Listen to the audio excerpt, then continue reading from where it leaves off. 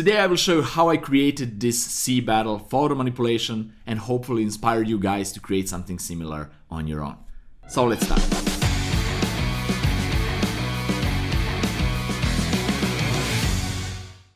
Hey guys, it's Nemanja and welcome to another fun Photoshop video. This photo manipulation sea battle that I will show you today took me around 2 hours to make it. So because of such a long time, this video will not be like a real-time tutorial like you used to. It will be more like a speed art breakdown where I will walk you through all the steps how I made this photo manipulation. So sit back, relax and enjoy the ride. I started with these two photos, these two ships. I expand the canvas size on the first photo and dropped the second photo on the same document, and then I lowered the opacity of the second ship just to easier see the horizon line, to measure the ship size and position. And when I was satisfied with that, I brought the opacity back to 100%, created the layer mask and just deleted the parts that are overlapping with the first photo. So this is, as you can see, part of the sea, part of the sky, and that's it. Then I decided actually to remove the sky from the second ship, and this is a little bit boring, a tedious process, but it needs to be done. And this is just 2,500 times faster than real-time speed, so you can imagine that this took a while in a real time. And definitely the most tedious, most boring process here was playing around those small details like ropes and some small closed surfaces. And this is something that needs to be done, and I did it manually using a brush and black and white color and painting on the mask, just refining some edges and playing around with that like you can see here on this rope. So when I finished the first ship, I jumped over to a second ship and did exactly the same process.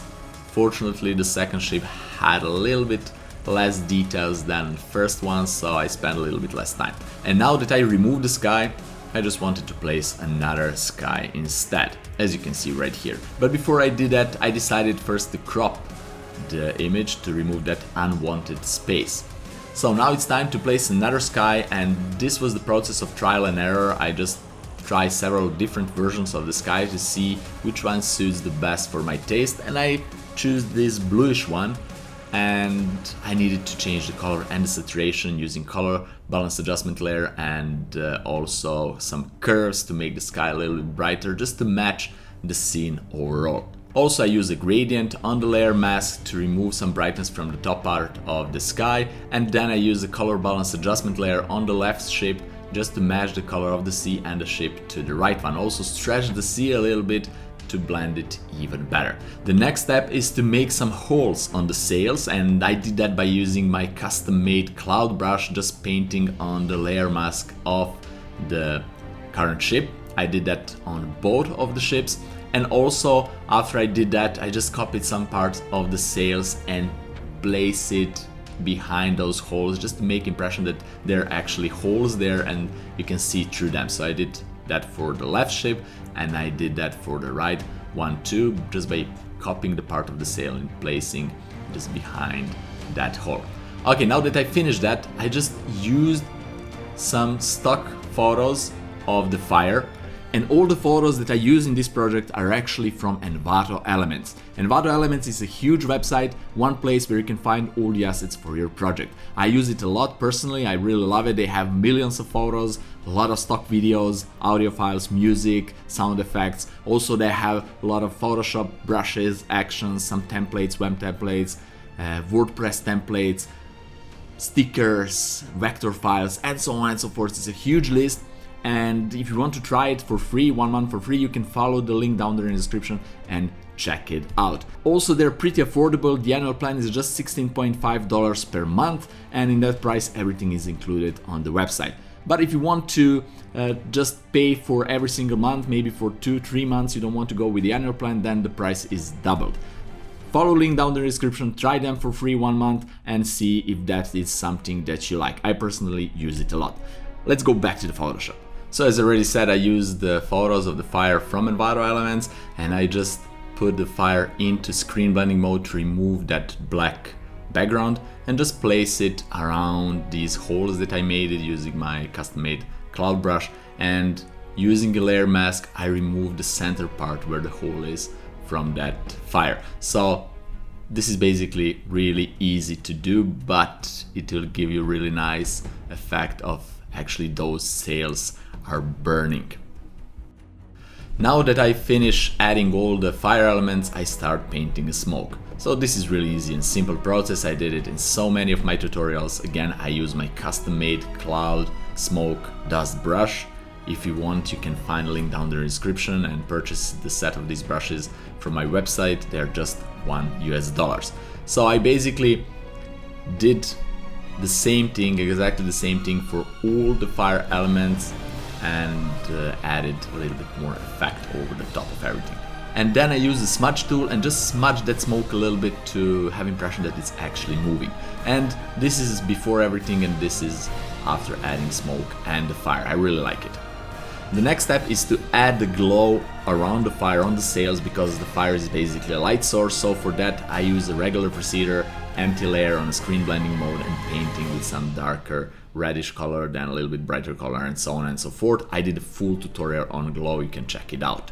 The next step is really interesting. I use a regular cloud photo, put a black layer mask over the top, and with my custom made cloud brush I just reveal the part that I want to be visible. I use two different cloud brushes for that, and this is representing the smoke that is coming from the fire muzzles from both ships that I will draw just in a few seconds. So the next step is making those fire muzzles just by painting a glow from both sides of the ships. Again, I use exactly the same method, creating a glow effect on empty linear dodge blending mode. I use several different layers for several different colors, as you can see right here, from red to all the bright yellow color. And when I finish with that, I grouped it and I duplicate the group, and I also tried to change the angle for the second fire muzzles, but I didn't like it, so I just decided to place it behind the first one, lower the opacity, and that's it. And then I use another fire element, put it again in a screen blending mode to remove the black. With the layer mask I reshape it a little bit, and with the smudge tool I add that impression of motion blur. Then I made a copy of the same fire element, place it on another ship, and made several more copies just to have the impression that there are several cannons firing in the same time from both ships, and making that huge mess in between those ships, the smoke, the muzzle, fire muzzle effect, and a few other things that I will add shortly. Then I decided to add a little bit more smoke at the top of everything, lower the opacity a little bit, and that's it. The next step is to paint the reflection from the fire muzzles on the water, so we need that kind of light effects on the water. For that I used an empty layer on the overlay blending mode and just paint with some colors. I tried to experiment with several different blending modes, but the overlay suits the best for my taste. Also, I added even more glow both to the fire, to the sails, because we need to have some fire on the sails, because as I already said, the fire is a light source, so it will introduce some light, color light on the sails. And now it's time to add some special effects to the photo, to add some flying elements, some debris that are effect from the explosion on both ships. So for that I used my custom made debris brush and just painted some flying elements on the photo, as you can see right here. So after that I decided to add a little bit more clouds to cover the mountain at the top right corner, because I didn't like it, and also I add few smoke elements on the photo overall, and also lower the opacity a little bit, and that's basically it.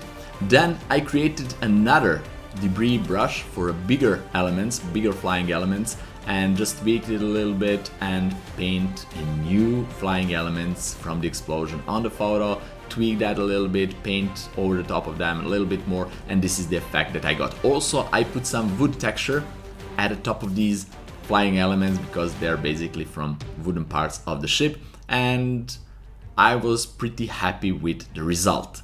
Okay, now it's time for dodge and burn. This is a technique of adding highlights and shadows to some parts of the images, so I'm doing that with the curves adjustment layers, two separate adjustment layers, one is for dodge, another is for burn.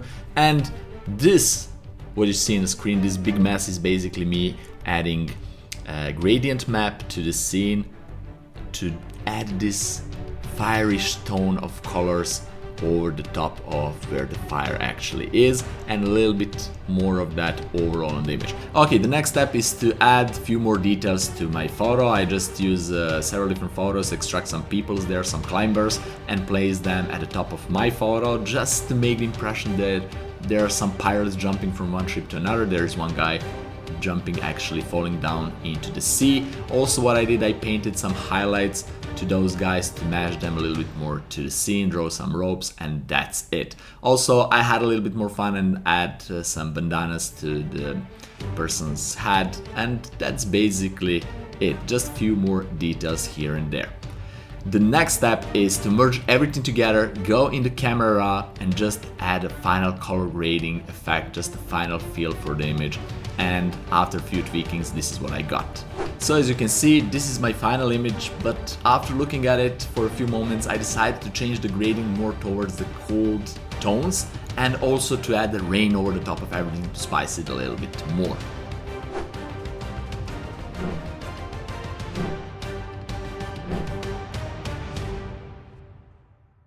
Alright guys, so that's it for today. I really hope that you liked this video, that you got inspired in this video to create something similar on your own. Just try to find some photos online. I will leave the links down there in the description for all the photos from Envato Elements in case you want to try the Envato for free and try to recreate this photo manipulation. And also, if you have any questions regarding to this video, just ask me down there in the comments section below. If you appreciate this content, if you like this episode, just press the like button down there below, share it with your friends, and don't forget to subscribe in case you're not already. And also, ring that bell to get notified about all the future episodes. Have fun, experiment, and see you in my next fun video. Bye bye.